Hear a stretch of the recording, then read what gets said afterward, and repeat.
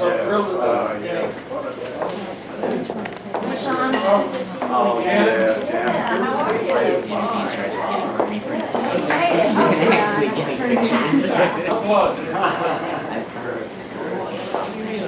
Anybody like to go down there? My started already.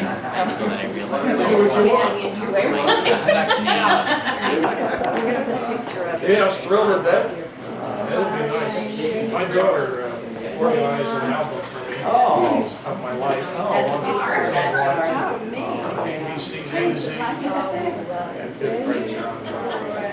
So what are you going to do, Bob? Well, yesterday I spent half a day. Let out the time now. I told them if I come back and help them with their maintenance.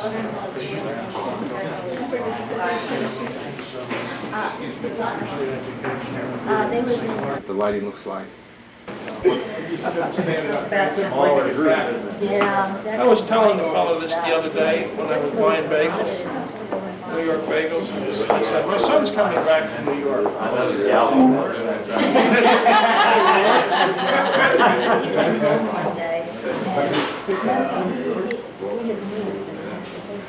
Well, when I'm up here, it's just like lunch break or something. Dressed up. And he brought it home, he looked on that ad that he uses it. Oh, yeah, I know. He worked as supervisor up in traffic. Retired, he said, that's what he did. Everybody's retired, there's a smile on their face. This is my daughter Carol. My son Bobby. My son Joey. More stories about Bobby. He rescued us the other, not long ago, didn't he? Yes, he did.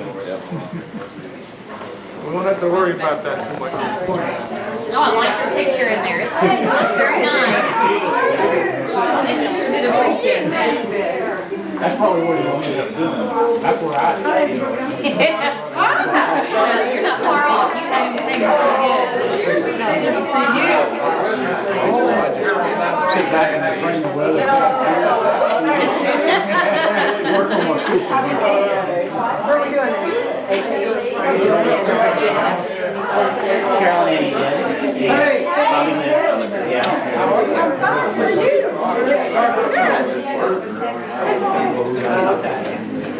She didn't want to draw my number 2 time. Boy, you brought it in. Hi, nice to meet you. Yeah.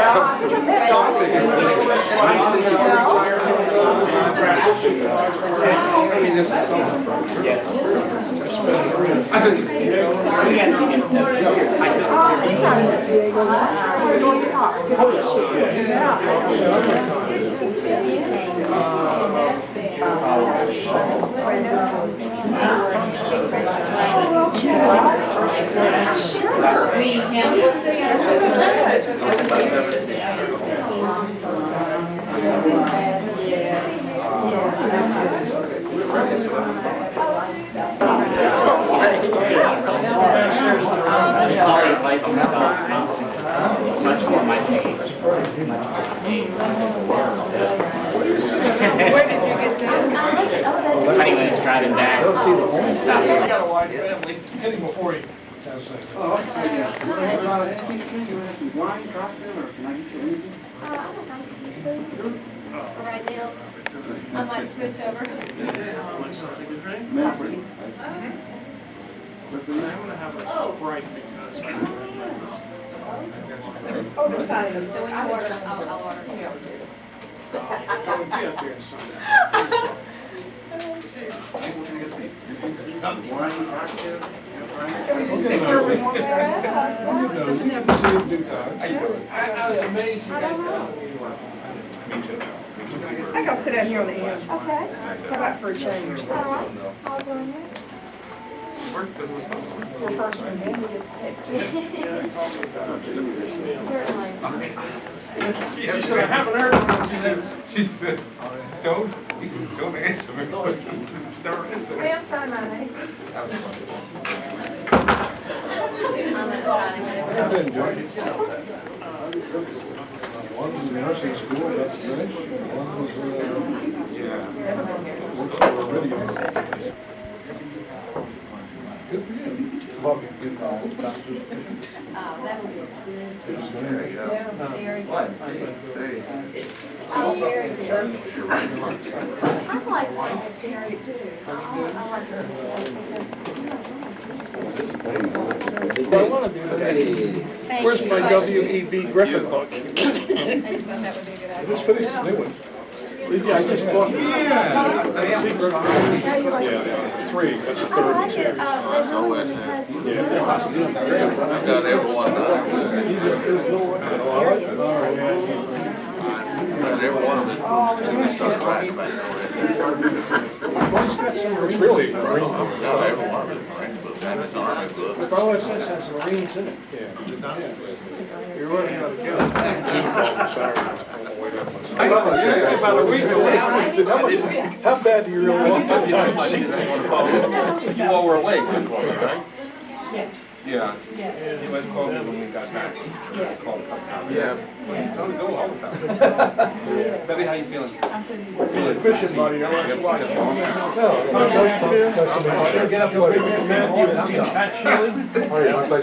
You shot all y'all right here. I don't know. Come on, you step on it. Good to see you. You want to buy it? Everybody's good. Scoot on over just a little bit. No, you stay there. I'm trying to get him to scoot on in with y'all there. There we go. On 3. 1, 2, 3. Excellent.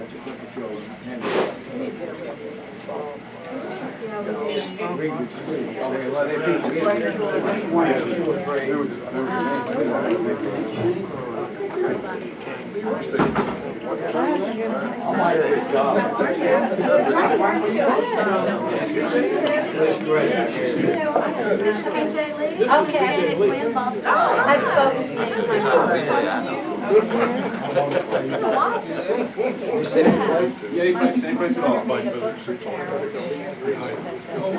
And I think I'll sit here. Other side. Yeah. I'm gonna call you fairly quick.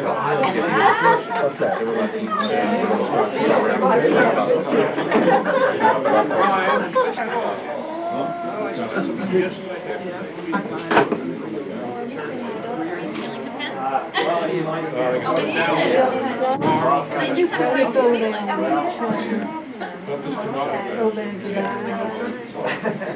There he is. How are you? Good, good.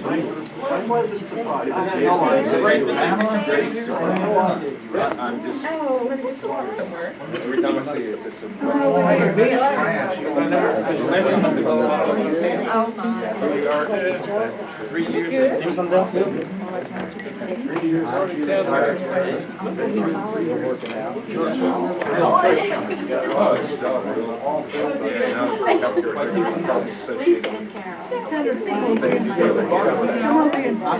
Still more, because I got 2 of the same thing. Our house white soup. We have white wine and red wine. Drive him right there. Yeah, turn around. We'll get you. 1, 2, 3. Yes. Thank you. Keep an eye on that. Okay, that's fine. Tell everyone the story, and your daughter gave it to you. Very sorry. I'm watching that pen. You're not. There you go. Where's he? Turn around. I forgot where he was before. Okay, that's I want to answer one. Everybody's done great. All right. Oh, have you? Yeah. My associate. Tracy's in Yeah, not me. Yeah, home sick today. Well, they said, I haven't seen this. So, when you could come volunteer me. Oh. I got your note, but I handle my business. Well, you did already. Well, but you said, and I wrote the bill, I wrote a really nice letter. Yeah. He asked me for your address. We only need one picture. She can't see anymore. Take the one. Good. That's good. PJ.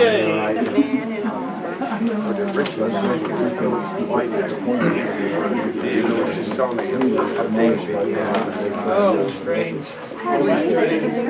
We ordered one for you. Okay. No. 1, 2, 3. Don't turn it down. There you go. 1, 2, 3. No, this one, just go. Okay. Tom?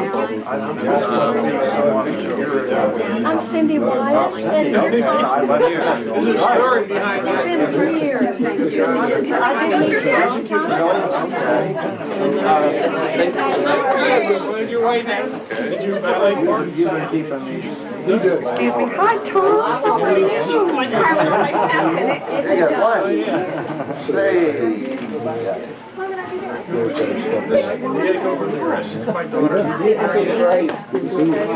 No, that's fine. No. I don't think we're good. Tom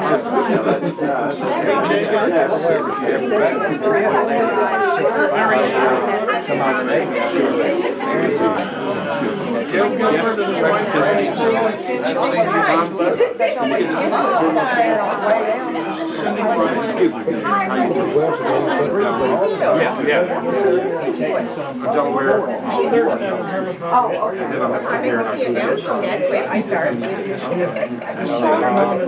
Guests, we'd like our guests to take seats, please.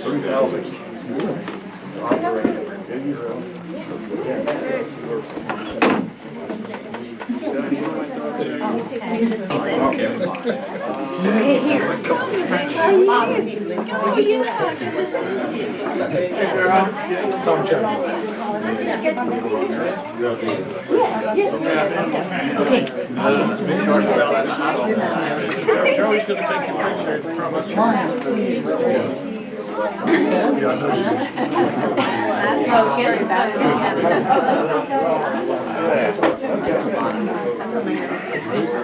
Straighten them out. Do it. No, honey, I'm not. I think your water's gonna break again. This morning, she said. No, honey, it's not returning. John Fisher. No, John. I don't know.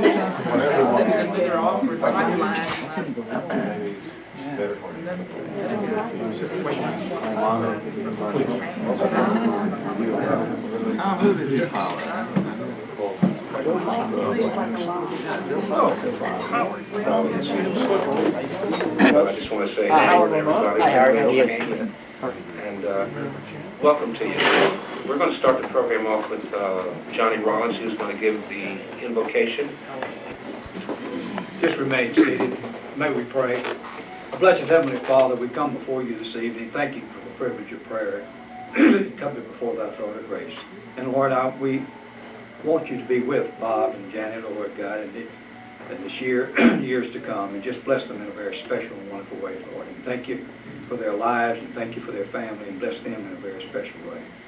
And Lord, we want to take this opportunity to thank you for the men and women who have come here today. Some traveled great distances, oh Lord God, and we thank you for their safe journey, and we ask you to take them home safely. And we thank you for this nation in which we live, oh Lord God, for the privilege of coming to your place and for your establishing this great nation of ours, that we have the opportunity to do the things that we like to do and to do this activity today. We thank you for the love you've given to us so abundantly and so undeservedly. And we ask you now to bless this food and the nourishment of our bodies and our bodies in the mind of our service. We ask you in the blessed name of Jesus Christ. Amen.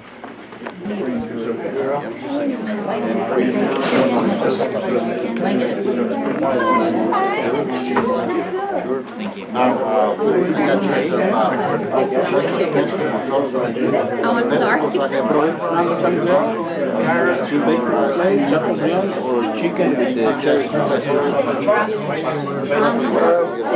Yeah. Chicken. I'm gonna give it the fish with the mushrooms and the crab. And I taste the lemon. Okay. Chicken for me, and then he'll do the other one. Sounds like it'll be good. Okay, also, white rice, broccoli, carrot, and you also make You just have to. Oh, where was you sitting? Behind me.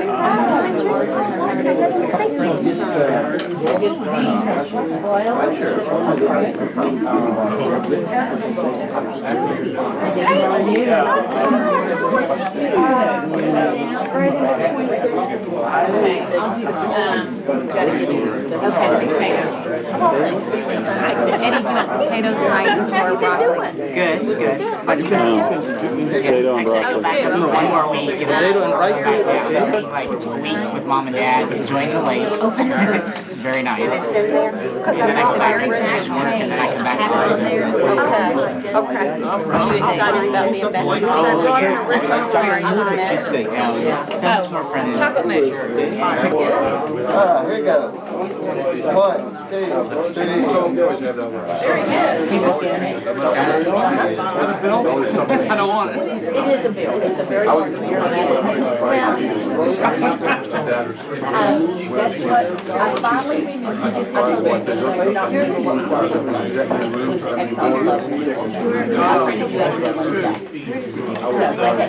but I don't know.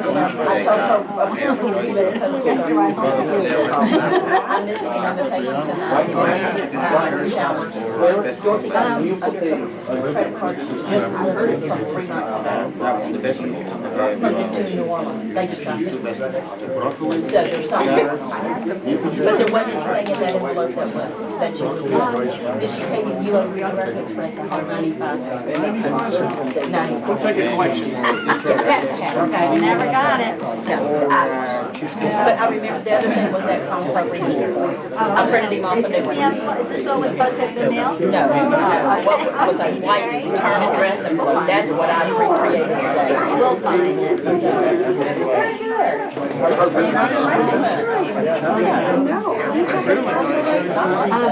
That is really pretty. Hard to get on my collar. I think it might be a little big. Don't think you can wear it. Don't think you can wear it. It really is. Very good. Nice seeing you, Joey, and welcome back. Thank you. I've heard a lot about you. Good stuff, good stuff.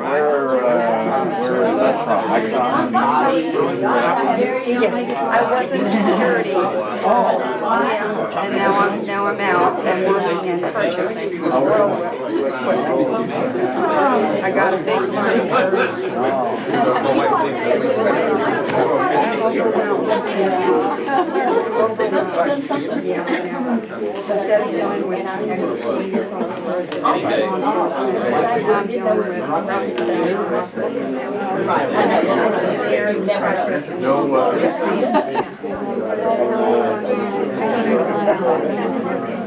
Joey drank it.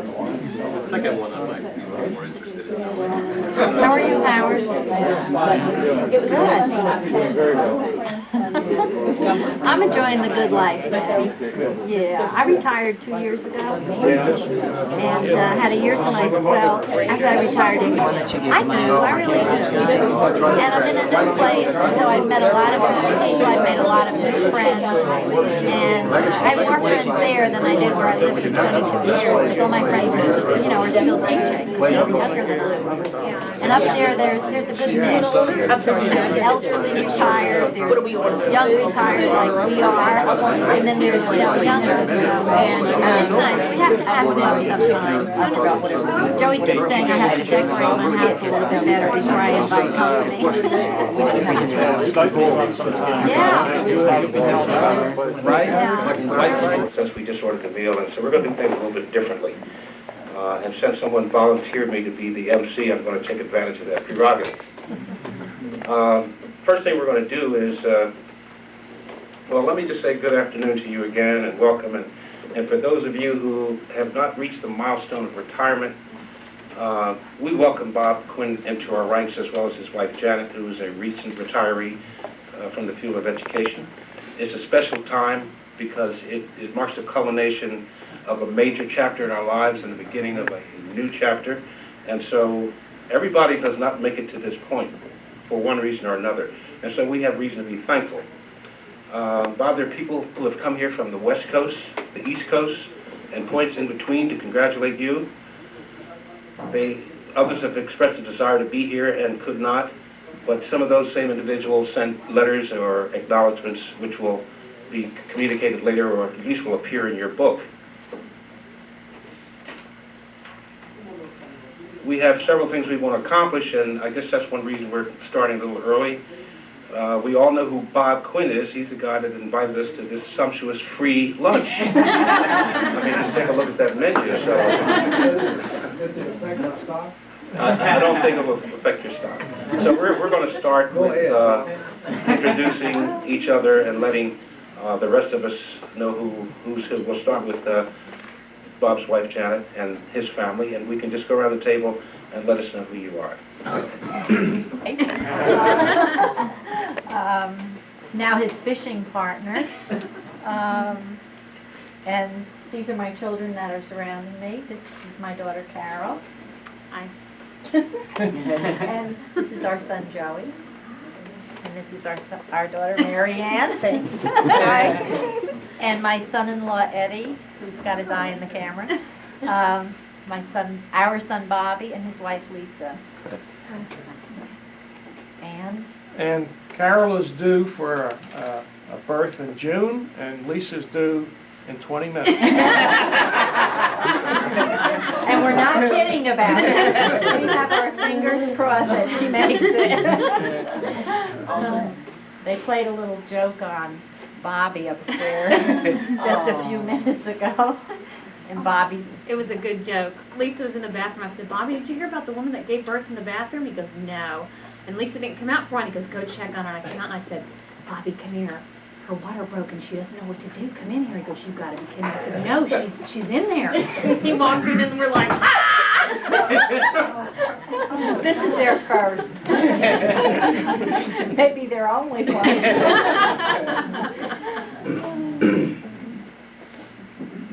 Okay, where do we stop at the introduction? We've got Legend in 1990. I'm Tom Chucky. Bob didn't hire me, and that's another story. That I'll dwell upon later in 1980. I'm Pamela Simmons. I'm O.S. White, and I'm a fishing buddy of his ever since he came from Houston. Oh, good. We carried each other up in New York, I guess, in early '73, so. But thank you, Bob, appreciate it. My wife, Betty, thank you for the invite. I'm Betty Sudwisher. The Exxon calls me BJ, and I've worked with Bob for 10 years. I'm Diego Ramirez. I've been associated with Bob for the last 6 or 7 years and have enjoyed every second of it. Thank you. I'm Helen Bergdorf, and I've known Bob probably about 1983 when I went to the law department. Thank you. Goodbye. I'm Debbie Warren, and I started in the security group in 1985, so I've known Bob since then. I'm Frances Gilbert, Marco Farland Gilbert, and enjoy knowing you. Congratulations. Thank you. Hi, Gil Gilbert. I retired in 95. I've known Bob ever since he come to work for the company. It's been a few years. And I'm Dorothy Cox. I came to work in '79. Bob was on the board then. He was my supervisor a number of years, and it was a joy. I'm Sue Wyatt, and I worked for Bob for a few years, and I've been in the security group for 20 years now. Actually, 21 this year. I'm B.J. Lee, and I've had the privilege of working with Bob for a short period of time, and it's just been a pleasure. Thanks for the invite. I'm Tom Potts. I worked with Bob back in the early mid-70s, I guess. And the only downside of this thing is I looked in that album and there's a picture of the group in 1974, and I couldn't find my picture. And I thought, surely I was there was a skinny guy with black hair. But Bob, the best of you.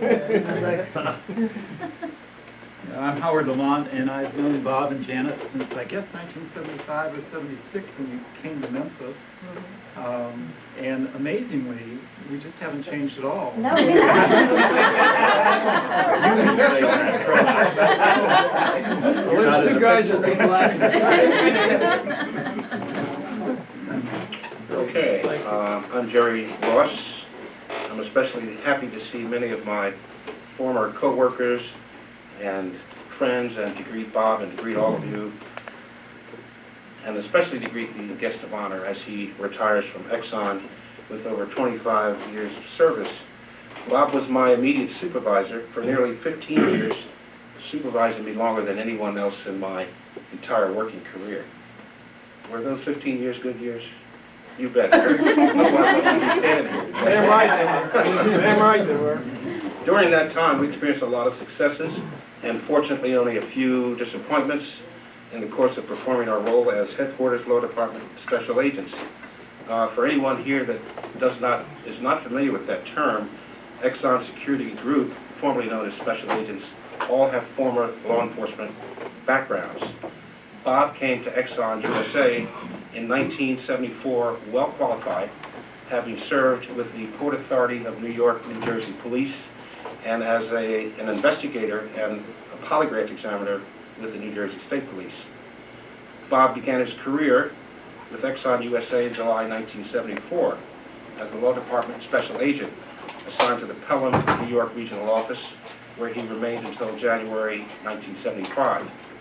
He was then transferred to the Bayway Refinery in Linden, New Jersey, thus becoming the first agent assigned at that refinery. We were not welcome anywhere. Not anywhere, but we were welcome everywhere. So every place we could get in was a bonus. So Bob was the first one of us there. 20 months later, he was transferred to the Memphis, Tennessee Regional Office. He remained in that office until he was promoted in December of 1978 to the position of Assistant Chief Special Agent for the Eastern United States, causing him to relocate his family to Houston. That was followed by promotion to Chief Special Agent for the Eastern United States, and eventually he was promoted to head our organization as Chief Special Agent. 5 or 6 years ago, Exxon and many others, Bob then went on to become the Physical Security Coordinator for our group, where he remained until his retirement. When I was a youngster, and don't laugh. When I was a young adult, I used to hear my grandparents and parents talk about things that happened 15, 20 years ago, something that happened in '06 and something. And I used to say, well, why do they keep talking about this? And, well, the reason they did it is because that was their time. That was their prime time. And so if we recall several anecdotes during the course of events here today that are dated, and we talk about Bob Quinn, it's because that was our time. That was our prime time. So they're dated, but that was our time.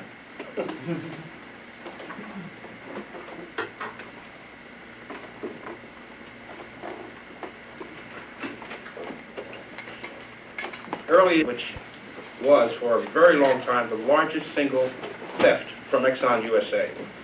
Millions of gallons of heating oil were stolen. At the end of the investigation, at least 100 people were part of the task force who prepared to make dozens of arrests simultaneously. There were attorneys, there were state, county, local investigators, police, auditors. We were all assembled to take down some very prominent politicians, business owners, and Exxon employees. And so we gathered at various places in New Jersey, staging areas. And a funny thing happened. As we assembled this 100-person task force, we realized that the date that we chose to make the arrest happened to fall on St. Patrick's Day of 1975. And of course, none of us were mindful of this. And the fact that the main conspirator was an Exxon barge captain named Sweeney, about as Irish as you can get. The plan was to catch Captain Sweeney in the act of stealing an entire barge load of heating oil. What we didn't count on was the fact that Captain Sweeney took St. Patrick's Day very seriously. And so while we waited at these different locations with search warrants and we were ready to seize records and make arrests, Sweeney said, to hell with it, that oil's going to wait. So he went to his favorite bar, got loaded, celebrated all night. We had to call the whole thing off and do it again. And so that was kind of memorable. This is a picture of the Lusitania, where Captain Sweetie got his ill-gotten gains. Lusitania. Well, that's another the cigar gained the notoriety in 1998 and 1999. Hello. There was a cigar given to me by Bob Quinn on July 17th, 1984. Bob had a very unique way of letting his agents know that they were about to be transferred and relocated to another part of the country. He would come like the Greeks with the Trojan horse bearing gifts. In 1980, I met Bob and another agent in long since retired, Jerry Langton, in Pittsburgh, Pennsylvania. I was in Philadelphia at the time. Bob calls me up. He says, I want you to fly in from Philadelphia and have lunch with me in Pittsburgh. And get a hold of Jerry Langton in New York and tell him to fly out. We'll have lunch together. So I was fairly new. I said, boy, what a job. This is great. Fly to Pittsburgh to have lunch with the boss? I said, I fell into something nice here. So Bob took us to this very elegant restaurant called Scrooge's, realizing that the other agent, Jerry Langton, a lifelong New Yorker, would take the news of swapping jobs with me and having to move to Philadelphia, he would take it pretty hard. So what Bob did is he knew that Jerry was a Manhattan aficionado, and so he ordered him 2 Manhattans right off the bat. Back then it was okay because those were the days with the 2 martini lunch, in this case Manhattans. When Jerry finished those Manhattans, he was subdued and as mellow as a kitten, and that's when Bob told him that he was being transferred. Now, of course, a lot of people would eat those Manhattans upon learning they were being transferred to New York. And so now we're going to fast forward to July 17th, 1984. Bob came to New Jersey to give 3 of us our annual performance review. And we had our headquarters at the Newark Airport Marriott. And so he would call each of us into his hotel room separately. And when my turn came, he called me in. He says, Jerry, you did a fine job. You did this, that, and the other, blah, blah, blah, blah. And you did such a bang-up job that I'm transferring you to New Jersey. Well, I always hated New Jersey. Well, that's another story for another day. At the time, I was fat and happy living in Connecticut, where I still live. Just the expression. And so I was really in a daze. And so what happened was we went to dinner, and I don't even recall being at dinner, let alone ordering dinner. But Bob says that I ordered dinner, but as soon as his came, I ate his dinner. And so at some point later, he gave me a cigar, I guess to calm me down. Bob, I still have that cigar. He says, New Jersey and you perfect together. I've had it since July the 17th, 1984. I'm going to keep it. Keep it. Okay? In any event, Bob relented. I don't know what happened. He relented. I did not have to go to New Jersey, the most crowded state in the Union, the highest pollution, the highest rate of heart disease, the highest auto theft capital in the world. But that's a story for another day. But you like New Jersey. Say that, huh? Kind of old man.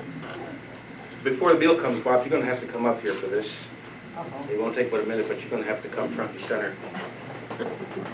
Give me a little time, I'm retired. Now let's see, you might, how can you get up here? Limbo. I'll make it. Okay. Well, Gerald Cartwright showed up here, the supervisor at the building of the guard agencies that we use as the building people. Good to see you, Gerald. Okay, you can stand right here, Robert. I don't want you to. Do I have to kneel up now? No. In May of 1992, Exxon had an unfortunate experience. We had one of our affiliate presidents, Sidney Riso, was kidnapped and murdered. And Bob and myself were assigned with one other person, an Exxon vice president, Charlie Roxborough, to assist the law enforcement sector with this investigation. We were kind of a liaison between Exxon and the law enforcement sector. And so the 3 of us found ourselves in the command center, which was actually the home of the Risos. They had a big sumptuous home in New Jersey. And so we worked there with the FBI, the state police, the local police, the sheriff's office. There was a lot of us there, but only 3 Exxon people. On one day, Bob, and it was the summertime, so we didn't have suit coats on. We were in our shirts, and Bob had an ink spot that leaked here. And so I had just seen a commercial on television about somebody taking an ink spot out and it fully disappeared.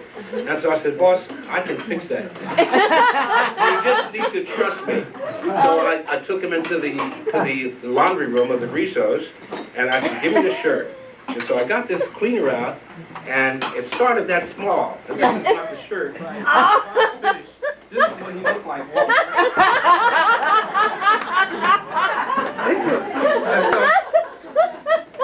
Now the Exxon president, upon seeing Bob, chewed his butt. He said, "You are a disgrace to Exxon.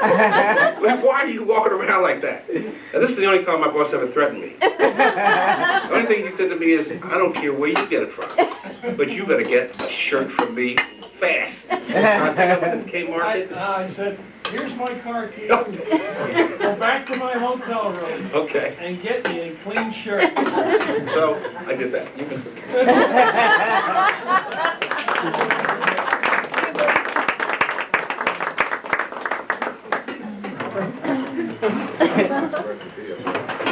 Hey, Dad, guess what?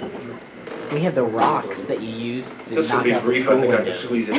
We're going to show those to you later. When you work for someone, as long as I've worked for Bob Quinn, and that includes Tom Chatfield also, you have to distinguish between what things are really important versus things that are less important. So I have here an enlarged picture that I will show you of one of the most significant ongoing projects Tom Chatfield and I worked on each time Bob would come up from Texas to New Jersey to meet us. If you look at this picture, and I'm going to pass it around, you will see a very serious look on Bob's face as we go into this problem. And if you look even closer, you will see the care and attention being paid as Bob packs these bagels in preparation for the return trip to Texas.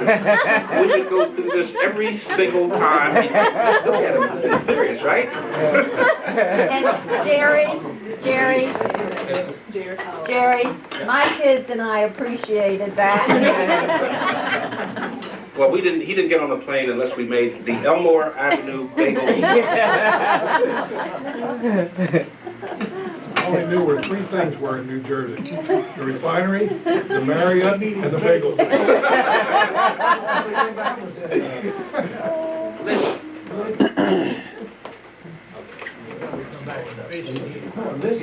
Elizabeth, that's right. Yeah.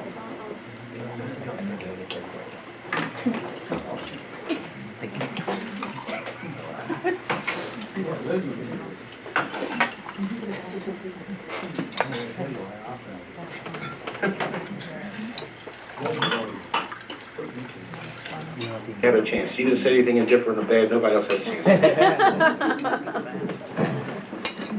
As I mentioned before, after Patrick said that Bob hired him and that Bob didn't hire me, there's an interesting story behind that. I was invited to Houston after an initial interview by the manager, and what I didn't know at the time was that a friend of Bob's was the other candidate for the job. And Clara May kept shuffling me around the office all morning long, you know, from room to room. She said, "Well, you need to come over and sit over in here while I'm there." That's because this other fellow was here who name I don't know really, but I was to find out after I was hired that it was Bob's best friend. And Bob would remind me of that 30 or 40 times in the next 20 years that I've screwed his poor friend out of this job. So I got the job. I went back home, and John Coleman left. I was kind of by myself, but didn't really know what I was doing for sure. And I didn't ever hear from Bob for a while, and I guess he was still a little angry, maybe, I don't know. But then he came to see me, and in Baltimore, and during that time, he said we needed to go to lunch or dinner, and he wanted to talk to me about some things, and we were talking about things, and he reminded me again that I really screwed his friend during this period of time. But during dinner, he asked me if I knew if I had ever seen the movie The Sands of Iwo Jima. And I said, why yes, I see that. It's a Jarhead movie with John Wayne, right? His eyes kind of clouded over a little bit when I said Jory, and I knew it all right then. I already dropped a 40-pound weight on my toes.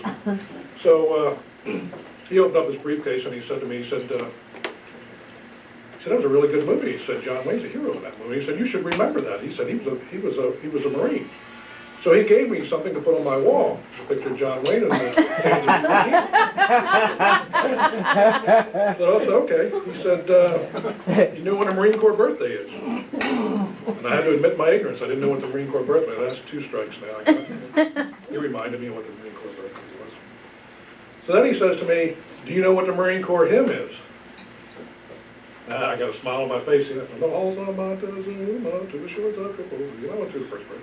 Hey, I've really done good. He said, well, what's the other 2 verses? I didn't have a clue.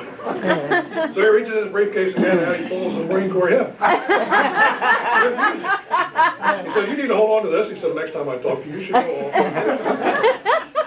So I got the Marine Corps hymn, and whenever he called me, which he invariably called me on the Marine Corps birthday to remind me of his Marine Corps birthday, I'd always pull out my sheet music and I'd be ready to sing.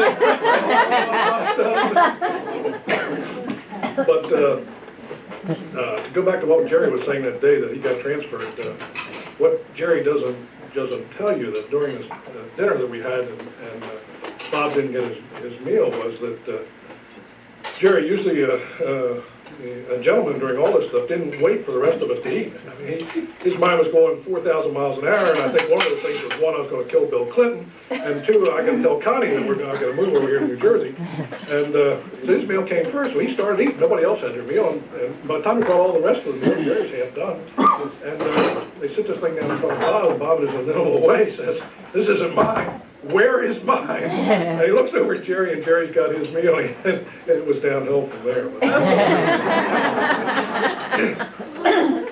But I've got a couple of things I want to give to Bob to remember all this thing. This is it's a hat pin from the Marine Corps, and I know that he's part of the Marine Corps League at this stage of the game.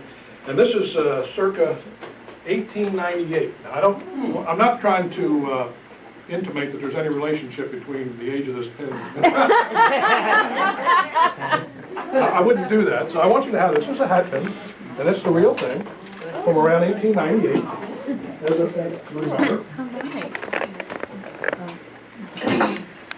And to get serious just a little bit, I would like to say that in the time that I worked for Bob, since I've been with the company, he never let me screwing his best friend out of the job hold that back. He's always treated me very well, and I've learned a great deal from Bob during that period of time. And I have one last thing now that Bob's retired.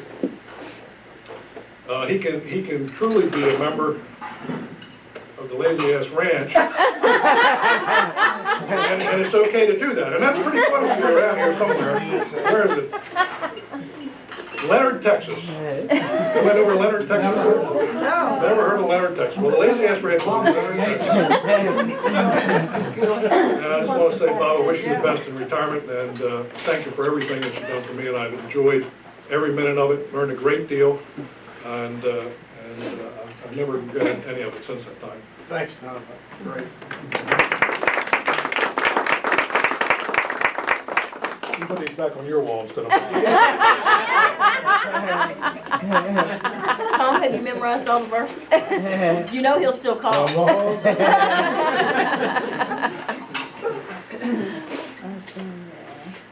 Okay, moving right along. We're going to call on the gentleman seated next to Tom, who flew here from California to greet Bob. Pat, why don't you come on up? And Bob, I didn't know, I'm dovetailing on this Marine Corps. This is something I have for you. It's got the Marine Corps emblem on it. You know, you're an old Marine, so what can I say? I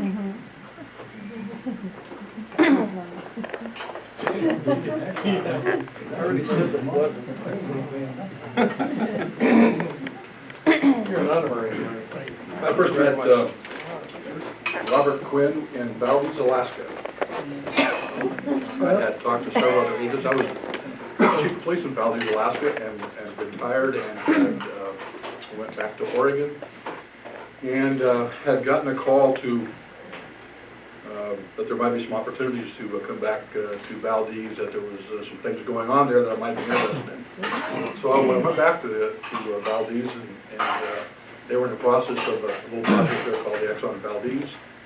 And I went to work for a small security company. I just wanted to get involved with any way that I could. And my first assignment was they had stuck me in a guard uniform, and I was guarding a sea otter. This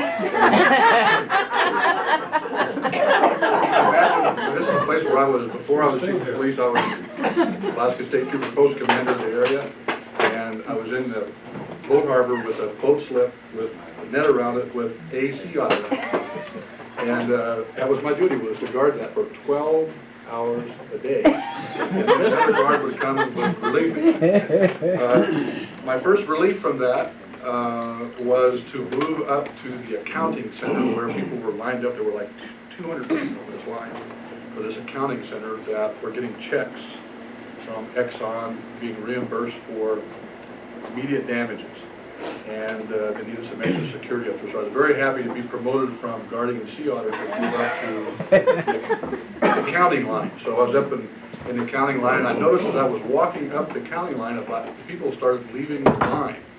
And Bob had evidently been in the area when this was happening, and people were leaving the line, and I'm walking up to the front, and how come everybody's leaving? They're here to get money. And some of the, as I got to the front of the line, they were telling stories about, well, I live in Prince William Sound, and I have a, I said, you don't live in Prince William Sound, nobody lives in Prince William Sound.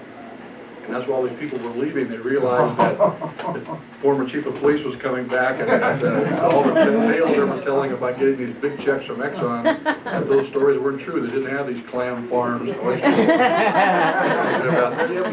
It's a done known you, all these people were leaving. From that, I met Bob and sat down and talked, and he offered me a job of security, and it's just been a whirlwind since then. I really went back to Valdez thinking I was going to work for the summer of 1989, and it ended up about 9-10 years. And I left Exxon on February 1st.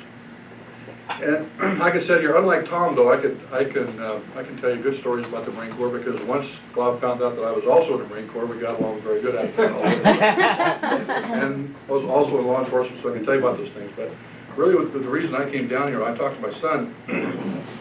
He said, well, where are you going? I said, I'm going down to Houston. And he says, what are you going down here for? I said, well, I'm going down for lunch.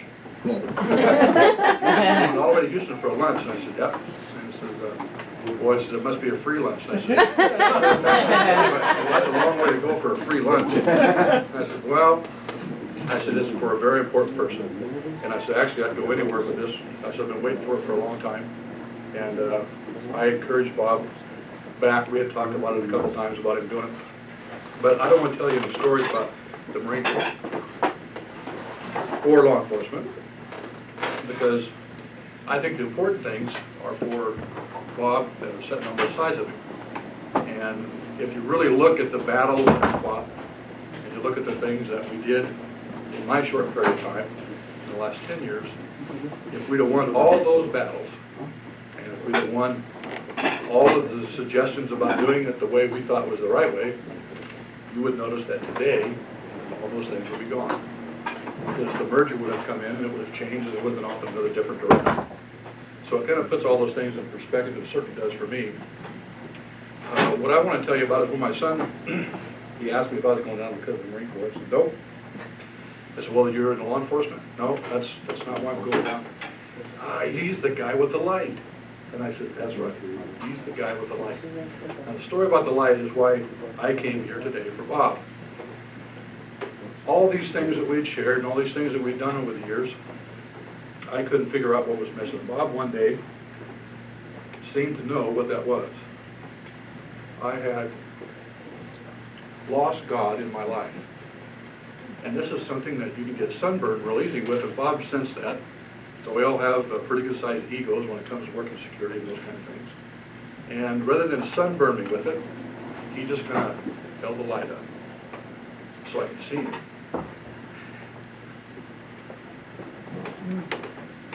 That's why I'm here. States.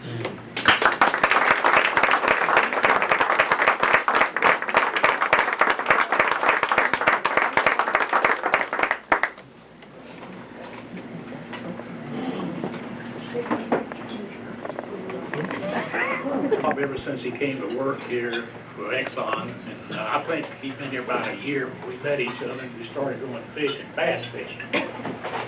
I could tell some good stories on him, he could probably tell some good ones on me too.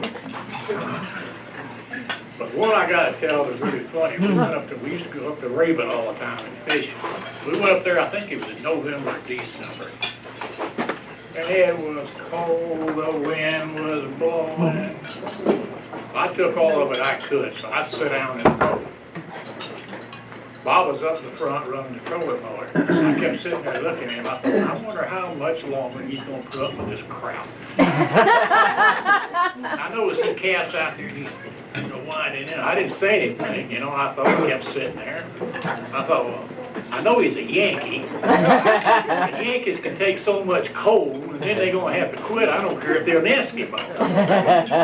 Well, about 10 minutes later, he turned around to me and said, let's get the hell out of here. I was just wondering how long you were going to stay up there. I noticed icicles were hanging off his nose. So anyway, him and I went a many a line. We caught many a fish, and we cussed a lot, but we lost them. But he's been one of the best fishing buddies I've ever had.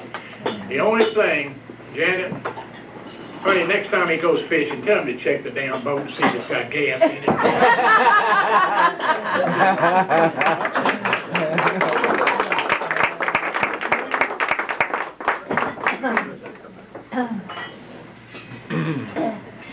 They're gonna go fish. Sex up here. Believe me, we are not, we didn't get them. Sometimes we save the best for last. And so we're going to ask Cindy to come up. And feel free, if you want to make a comment, you don't need an invitation. This is very informal. We're here to have some fun. We're here to greet Bob, and we're here to send him off into retirement so he can fish with OS and things like that. I promised her I would stand close to her. See, this microphone is that normally. Several years ago, when I was, my career was taking off in computers and my love for computers was evolving, Bob was using a rather trashy piece of software called Paradox. And he was tracking vacation schedules in this software, and he was about halfway through it for the year.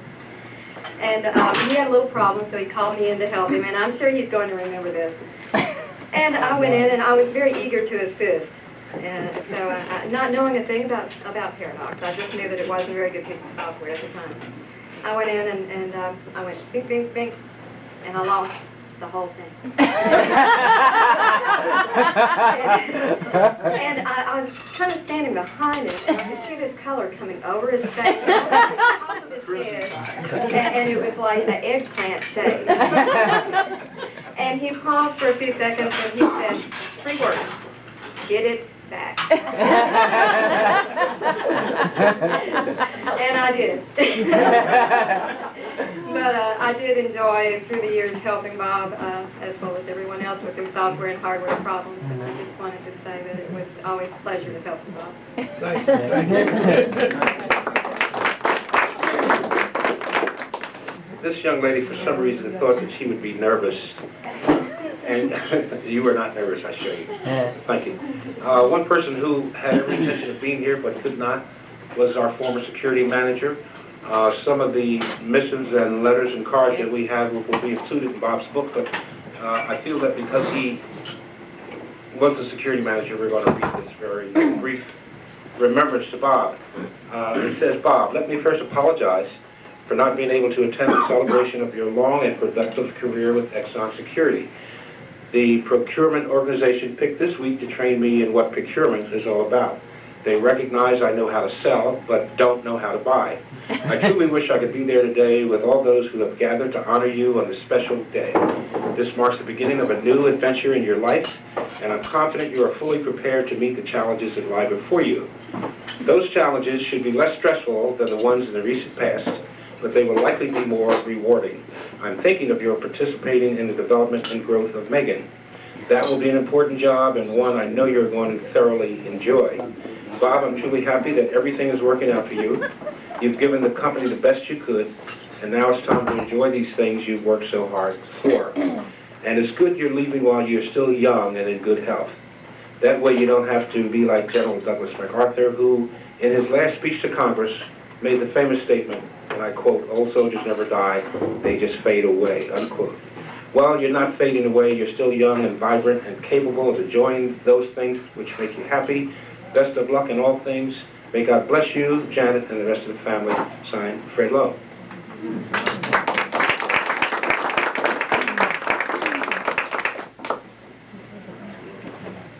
There is an individual, Bob, correct me if I'm wrong, William J. Clinton, not the President of the United States, for those who don't know.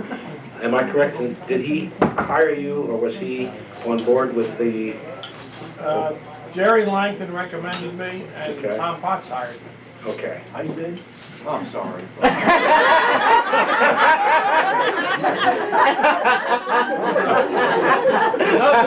No dessert. Tom, because you hired me also, I'd like you to come up here for a minute, please. I know that you have no exception to me doing that. I've got reason to thank this man, because I certainly wouldn't be here if he hadn't hired me.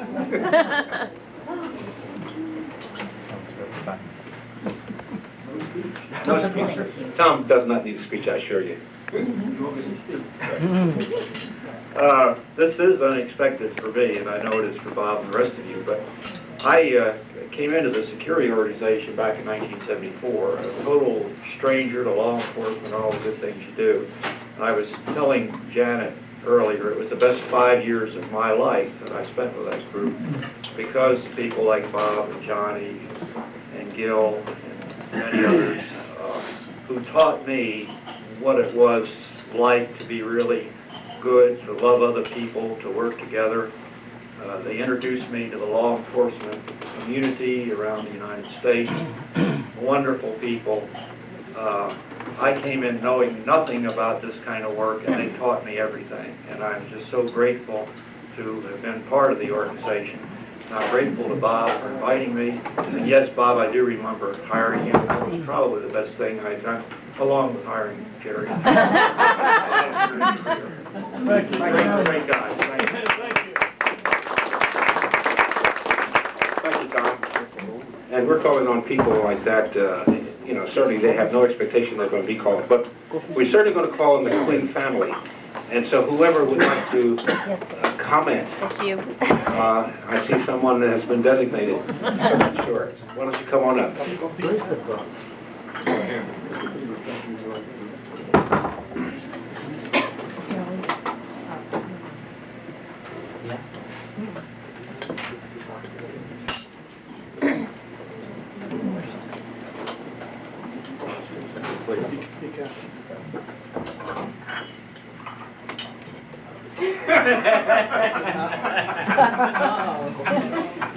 Now, I was told to take out many words after reviewing with my mother.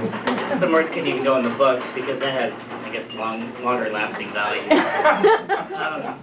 When we were talking about what our family would say at retirement, we didn't get very far before Baker started pointing at me that, you know, I was the one who was elected, or better yet, strongly encouraged, or, well, actually, I was pretty much forced. I guess for some reason I'm the speech guy of the family, and when we were working on these things, people were saying, well, at my eulogy, I want you to speak as well, to make it funny. Not to say that Dad's retirement or career has any parallel to his funeral, but it was kind of, you know, interesting to hear that. When I was thinking about what we were going to say today, I had no idea. It's kind of hard to talk about Dad and his career, but I'm sure each of you have your own, you know, gut-busting story of Dad, or unique Bob Quinn tale that I couldn't even come close to. You know, after all, it's taken Dad 40 years to become the model professional that he is. So I just recently moved back from New York, and I was driving down, and I was thinking, what am I going to say? I have no idea. So I decided to consult some experts, Bob's grandkids. So I spent most of my time explaining to Taylor and to Justin and to Megan that Papa would still have money to go, even though he didn't have a job anymore, still have the money to take them to Chuck E. Cheese. And I also spent a lot of time explaining that retirement had nothing in common with tires on monster trucks. And I was also told that the reason why Grandpa is having a retired party is because he just got tired of working. So I received a lot of insight, but I didn't get too far. So then I was off to Plan B. I started to think back, what did I remember and what I think of Dad's work? And I remember looking back in New Jersey like a pack-on through some night vision goggles that Dad brought home from the state police, which I'm sure you weren't supposed to. And if you did, I'm sure you weren't supposed to let a 7-year-old play with those goggles in the backyard, 1970s, whatever it was.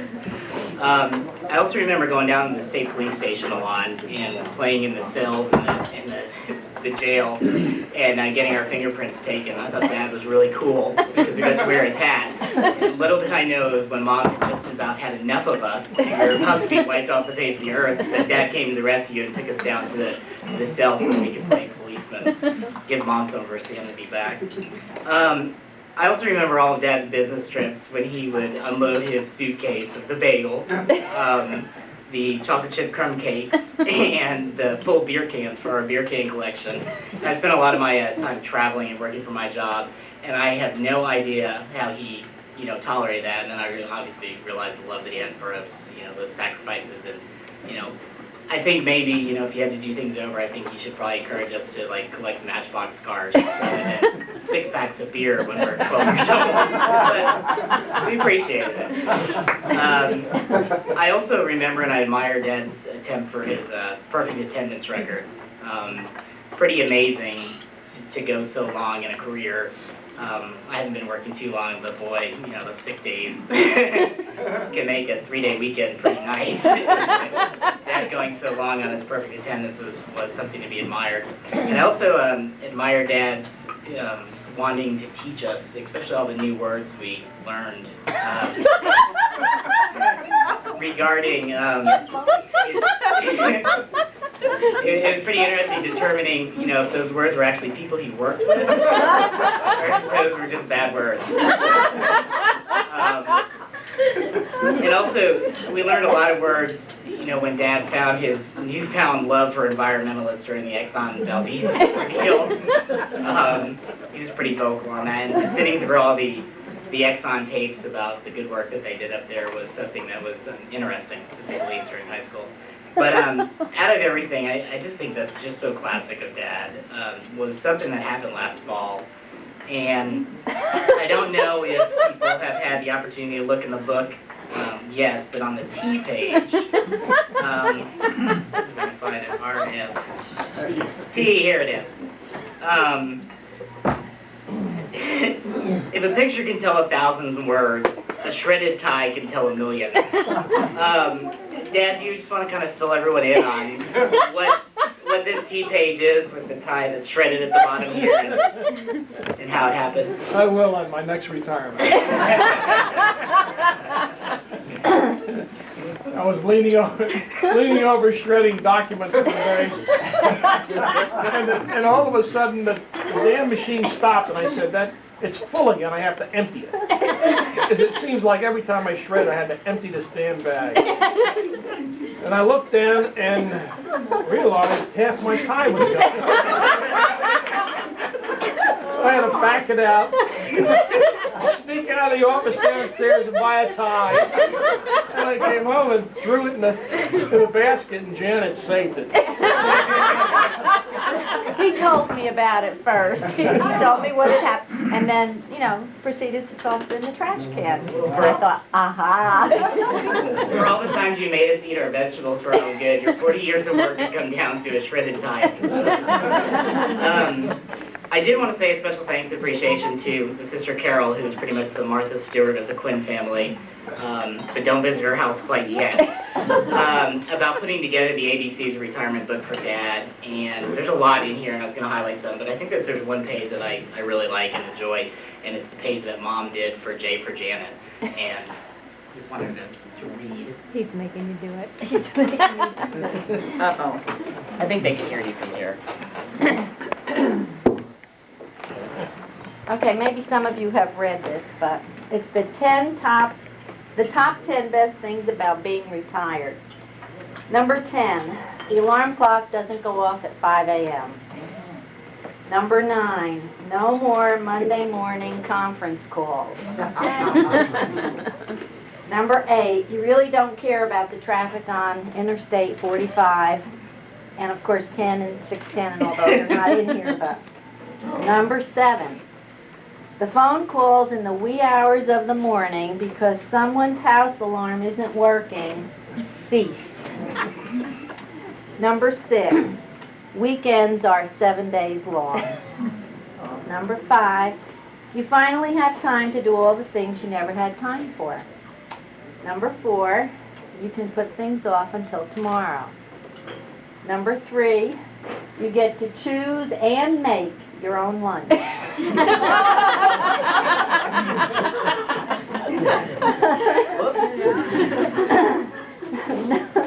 Number 2, you can sleep late every day. And number 1, you get to spend all your time with me.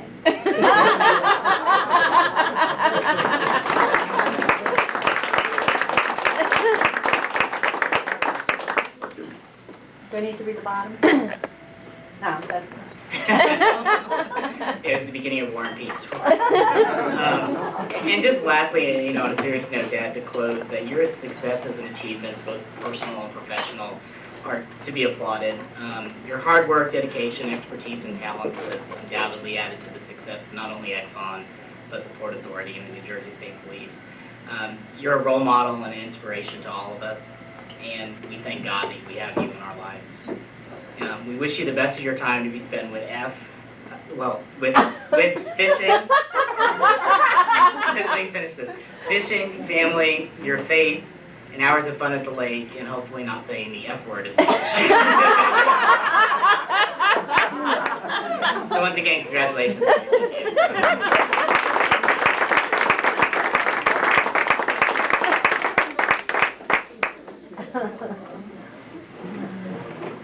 That's Bob's son. Let me tell you something. You never get to know a guy when you fish with him a lot. You get out there, you got no worries, no telephone, no worries, you're talking and everything. And I'm going to say something to Bob's kids. You're lucky to have a man like him for your daddy. I've heard more stories about you, things that I can't even repeat. But I will say one thing, he loves all of you. And you people are very lucky to have you. I got one daughter, and I have to give all my love to her. She's spoiled. She's 50 years old. You think she's 5. But he spreads his love around to every one of you. And I'm not kidding you. Every time I went fishing with him, I've been going fishing with him for, what, ever since 19, what, Bob? 78, 78 or something like that. And one of you's always come up in the conversation coming home. Now, he never talks about his wife because she's the boss. She runs the house. But no kidding. I'm really serious about this. You people are lucky to have him for a daddy. He'd do anything for you. I know he would, because he's told me. So that's all I got to say. I hope you appreciate him, because I damn sure do, and I've fished with him a many a year. Thank you. Thank you. Thank you.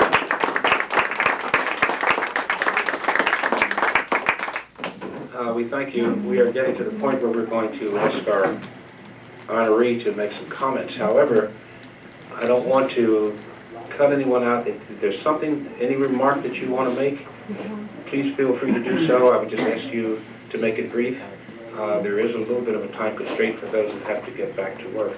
So before I call the guest of honor, if anyone wants to come up, you, sir? Yeah, I don't think I have to come up, but Bob taught me a very valuable life lesson. He taught me that if you go to a football game with somebody and they offer to share their flask with you, you don't wait till the second half to ask them for a drink. story behind that? That's a mental story. The rest of that story is 3 lawyers and I ended up on the cheering for Ole Miss. Story should be privileged. Sharing 1 or 2 bottles, I forget. Cheering for Ole Miss on the opposing team's side of the stadium. That was interesting.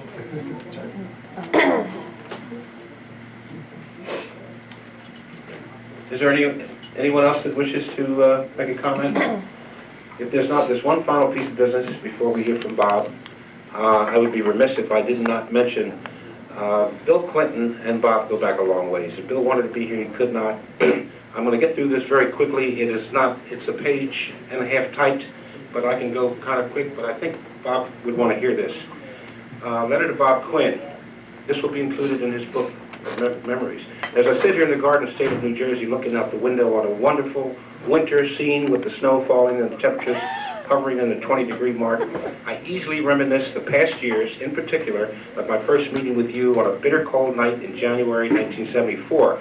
I had come to Houston to assist you in what became one of the, if not the largest theft case the Special Agents Group conducted while I was with Exxon. Although I had no trepidation meeting you, I wondered what a former New Jersey State Trooper would be like in person. Parentheses, racial profiling had not been heard of at that time. In parentheses. I learned several things very quickly.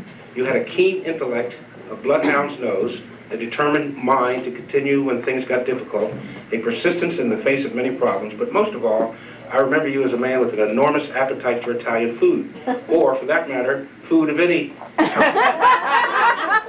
In due time, I wondered if Janet Quinn was able to satisfy this man, or if she didn't feed him at all. I worked under your supervision until my retirement in 1992, and could always count on you to be a friend and a counselor. Sometimes I thought the telephone grew out of your ear since you were on the phone with your men for hours each day, keeping up on their activities. You always supported me in my work and without interference, and were always ready to offer suggestions when asked. I was sorry to hear later that you had been hanging around with those Texas folks who infected you with fishing. I guess he's talking about fishing sickness, and that you fell into the morass of bass boats and bait and what poles to use. Seems as though you have forgotten your roots here in New Jersey, which brings me to something I heard recently. Once upon a time, in the kingdom of heaven, God was missing for 6 days. Eventually, Michael the Archangel, who, by the way, for you Baptists, is a patron saint of policemen, found himself resting on the 7th day. He inquired of God, "Where have you been?" God sighed, a deep sigh of satisfaction, and proudly pointed downward through the clouds. He says, "Look, Michael, look what I've made."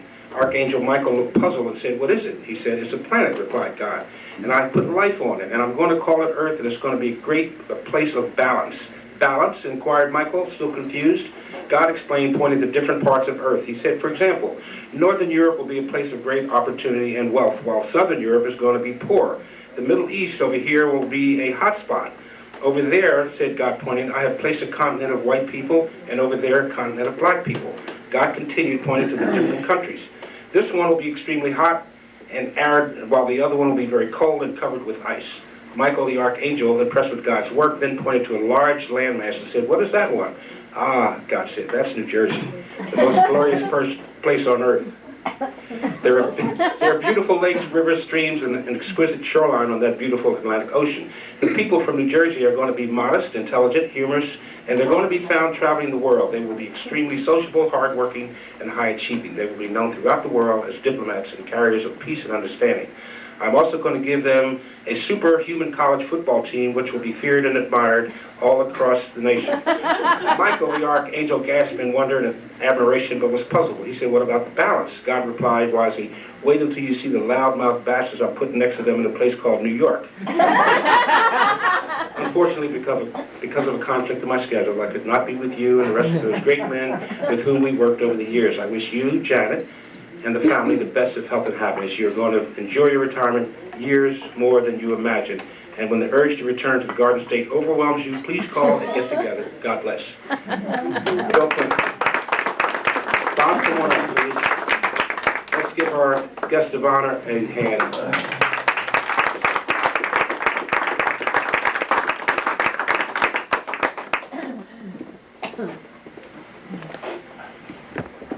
You remember you threatened him? I'm not sure who the hell you were talking about. I wouldn't mind meeting that guy. Well, first let me thank the girls in the office for arranging all this. A hard job to get everybody together and make these arrangements. I appreciate it. It's a great meal. And we're going to do this every Monday, right? Appreciate your time hosting it. It's wonderful.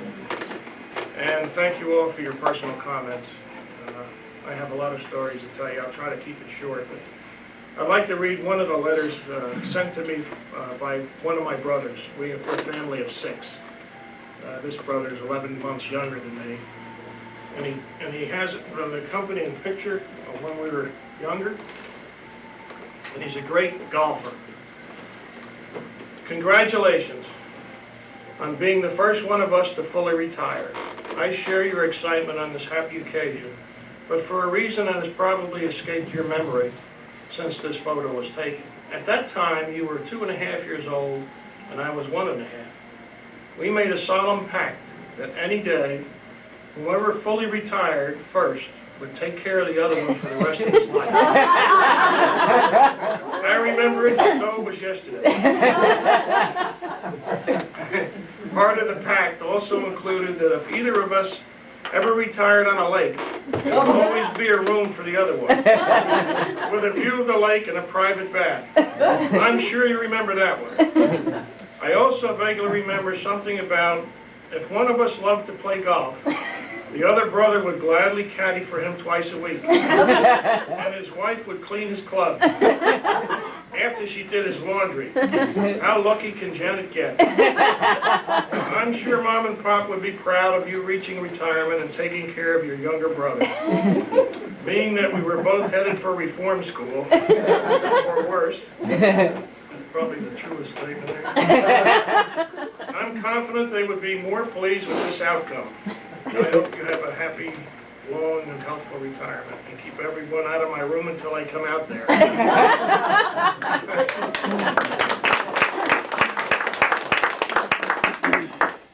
I was thinking when I retired, what do you do? And one of my sons sent me an email, and I thought it was appropriate for the time I'm the age. I'll read that. It's a serenity prayer.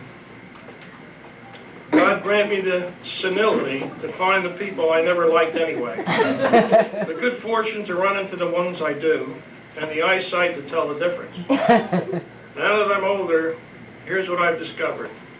I started out with nothing, and I still have most of it. My wild oats have turned into prunes and all bran. I finally got my head together, now my body's falling apart. Funny, I don't remember being absent-minded. All reports are in. Life is now officially unfair. If all is not lost, where is it? It is easier to get older than it is to get wiser. Some days you're the dog. Some days you're the hydrant. I wish the buck stopped here. I sure could use a few. Kids in the back seat cause accidents. Accidents in the back seat cause kids. It's hard to make a comeback when you haven't been anywhere. The only time the world beats a path to your door is when you're in the bathroom. If God wanted me to touch my toes, he would have put them on my knees. When I'm finally holding all the cards, why does everyone else decide to play chess? It's not hard to meet expenses. They're everywhere. The only difference between a rut and a grave is the death. These days, I spend a lot of time thinking about the hereafter. Go somewhere to get something, and then wonder what I'm here after. I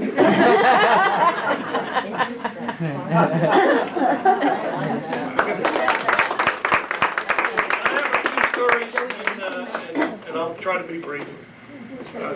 Some of the information has not been known until this date.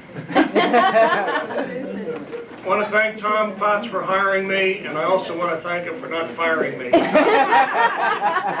He came up to New Jersey while we were in the middle of this investigation, and during that time I got at least 4 hours sleep a night for about 6 weeks.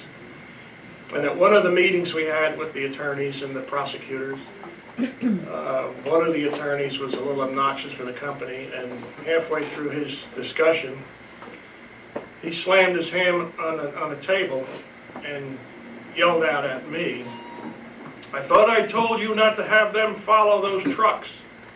And it was like turning the switch on. At the time, it was a difficult transition from state police homicide to private industry. And I have to thank Bill Clinton for that, because I got up off the chair and I was 2 steps from cold cocking this attorney. And he jumped in between and kind of lit the fuse and diffused it, and then the prosecutor got the attorney out on the side and chewed him out. The next day, Tom showed up with Bill Clinton and Chief Reese.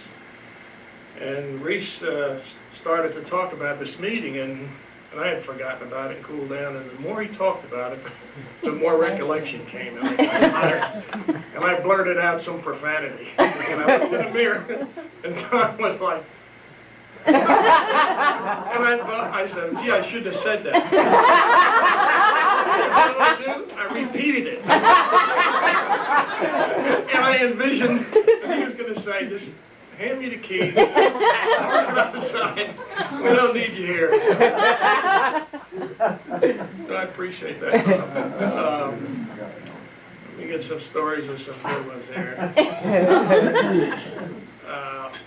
OS, when OS went fishing many times a day, one of those times I bought a truck, and it was rainy and muddy out, and he got in the truck and his boots had some mud on the carpet. And when we got home, Janet came out to greet me, and she looked in the truck and she said, who put the mud in our new truck? The carpet's all muddy.